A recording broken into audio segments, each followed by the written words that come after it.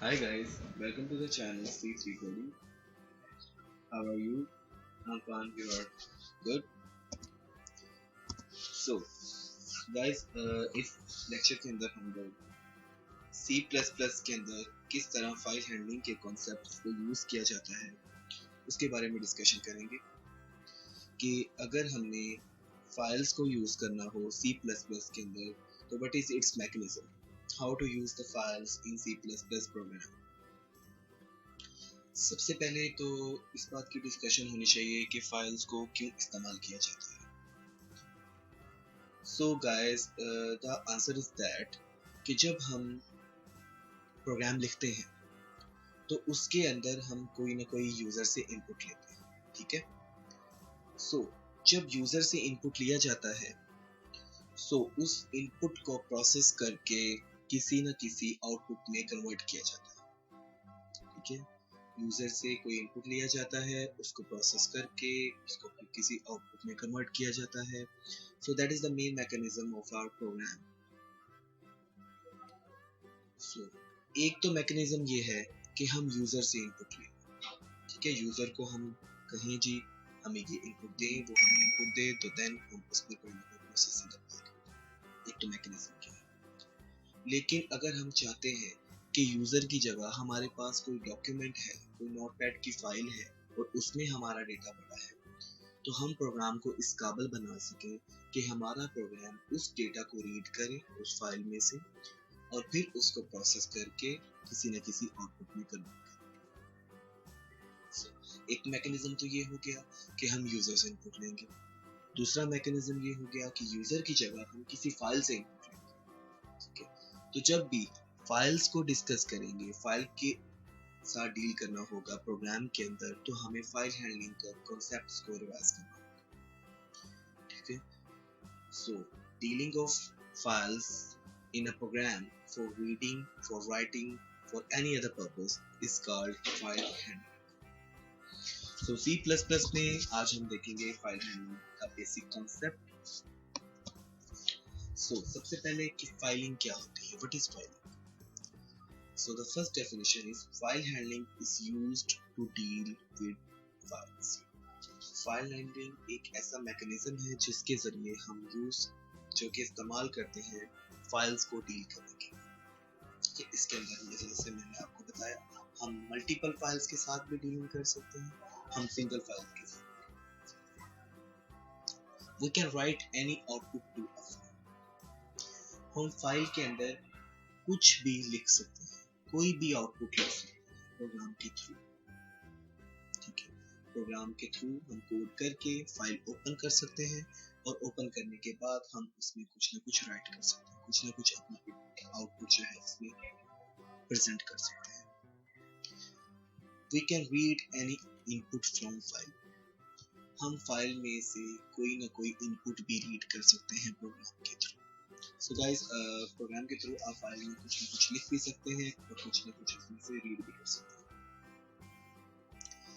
So library used for file handling, जैसा कि हम #include iostream यूज करते हैं इनपुट आउटपुट के मैकेनिज्म को डील करने के लिए अपने प्रोग्राम के अंदर, जो कि प्री प्रोसेसर डायरेक्टिव कहलाती है। तो जब भी हमने अपने प्रोग्राम के अंदर फाइल के कॉन्सेप्ट को यूज करना होगा, फाइल के एलिमेंट्स को, कंपोनेंट्स को यूज करना होगा, तो तब हम उसके लिए भी एक स्पेसिफिक फाइल यूज करेंगे और वो फाइल है library is called #include fstring, ठीक है जी। इस फाइल को, इस लाइब्रेरी को हम अपने प्रोग्राम के अंदर इंक्लूड करेंगे। सो दोस्तों, ये कुछ बेसिक स्टेप्स हैं, 5 स्टेप्स जो हैं according to my point of view, according to my expertise, these are the 5 basic steps that you have to follow while you are using the concept of filing in your C++ program. The first step is include library at the top of your code. अपने code के top पर जहां पर हम libraries add करते हैं, right below #include iostream, you have to add the library #include fstring, जहां पर हम हैश इंक्लूड आईओस्ट्रीम की लाइब्रेरी को ऐड करते हैं, उसके फौरी नीचे आपने एक लाइब्रेरी ऐड कर देनी है हैश इंक्लूड एफस्ट्रीम के नेम से। ठीक है जी। नंबर 2 स्टेप, दूसरा स्टेप जो है वो अपनी इंट मेन फंक्शन के अंदर। Step number 2, this one, sorry, this step you have to apply inside the int main function। int main function के अंदर आपने ये वाला step number 2 apply करना। step number 2 is what? It is create objects for input and output। अच्छा जी, यहाँ पर समझने वाली बात ये है कि input and output। दोस्तों, जब आपने फाइल को खोलकर, फाइल को ओपन करके उसमें से कुछ ना कुछ रीड करना है, सो इट्स मीन कि आपने फाइल से इनपुट लेना। ठीक है, पहले तो आपको इस कॉन्सेप्ट का पता होना चाहिए कि what is input and what is output regarding files. तो जब आपने फाइल को ओपन करके उसमें पड़े हुए डेटा को आपने अपने प्रोग्राम में एज अ इनपुट यूज करना है, मतलब कि फाइल को आपने रीड करना है, तो इसको हम कहेंगे कि हमने फाइल से इनपुट लेना है। और जब आपने फाइल ओपन करके उसमें कुछ राइट करना है, उसमें कुछ पेस्ट करना है, उसमें कुछ प्रेजेंट करना है, तो इट्स मीन कि आपने फाइल के अंदर आउटपुट देना है। सो जब आपने फाइल को ओपन करना है आउटपुट पर्पस के लिए, ठीक है जी, जब आपने फाइल को ओपन करना है आउटपुट पर्पस के लिए, तो आपने एक कीवर्ड यूज करना है ऑफ स्ट्रीम का, इसका ऑब्जेक्ट के लिए। ऑब्जेक्ट कैसे क्रिएट करना है, किस तरह लिखना है, वो मैं आपको नेक्स्ट ट्यूटोरियल के अंदर पूरा प्रेजेंट करके दिखाऊंगा। ठीक है जी। सो जब आपने फाइल को आउटपुट पर्पस के लिए ओपन करना है, तो आपने ऑफ स्ट्रीम के कीवर्ड के साथ एक ऑब्जेक्ट बनाना है। ठीक है, ऑफ स्ट्रीम के कीवर्ड के साथ आपने ऑब्जेक्ट बनाना है। उस ऑब्जेक्ट का नाम आप कोई भी रख सकते हैं। और जब आपने फाइल को रीडिंग पर्पस के लिए ओपन करना है, सिर्फ इनपुट लेनी है फाइल से, तो आपने जो कीवर्ड यूज करना है वो है इफ स्ट्रीम। इफ स्ट्रीम के कीवर्ड के साथ एक ऑब्जेक्ट बनाना है और उस ऑब्जेक्ट के साथ आपने उस फाइल को इनपुट पर्पस के लिए ओपन करना है। सो कंक्लूजन इज दैट हम फाइल्स को दो पर्पस के लिए ओपन कर सकते हैं, या तो रीडिंग पर्पस के लिए या तो राइटिंग पर्पस के लिए। जब हम उसको रीडिंग पर्पस के लिए ओपन करेंगे तो इसका मतलब ये होगा कि हमने फाइल को ओपन किया है इनपुट के लिए। और जब हम उसको राइटिंग पर्पस के लिए ओपन करेंगे तो इसका मतलब ये है कि हमने फाइल को ओपन किया है फॉर आउटपुट पर्पस। ठीक है जी। So what is the difference between of stream and if stream? The first difference is कि ऑफ स्ट्रीम का कीवर्ड जो है वो फाइल को ओपन करने के लिए इस्तेमाल किया जाता है इन राइटिंग मोड, जब हमने उसके अंदर कुछ राइट करना।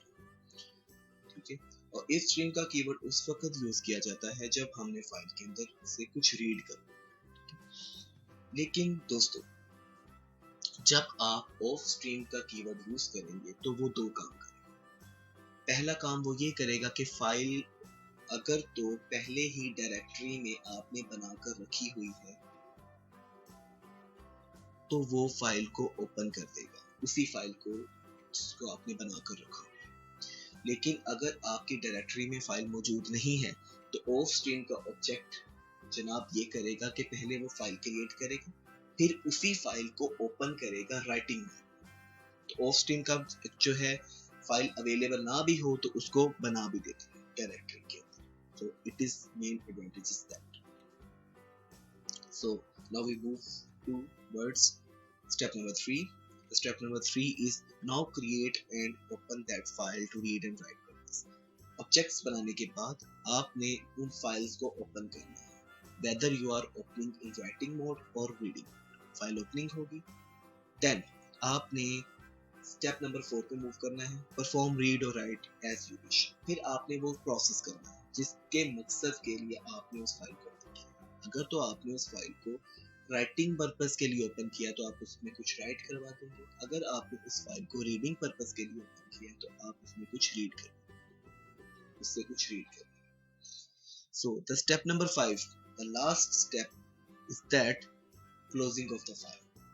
आपने जो फाइल ओपन की है, जिस भी ऑब्जेक्ट के साथ ओपन की है, उसी ऑब्जेक्ट के नेम के साथ आपने फाइल को क्लोज कर दिया। ठीक है, 5 स्टेप्स हैं। पहले आपने लाइब्रेरी ऐड करनी है, फिर आपने ऑब्जेक्ट्स क्रिएट करने हैं, फिर आपने फाइल को ओपन करना है, फिर आपने फाइल के अंदर प्रोसेसिंग करनी है, फिर आपने उस फाइल को क्लोज करना है। ठीक है जी। नोट ये है कि 4 आउटपुट है, input for both process. Step 2 3 5 4 will be both times.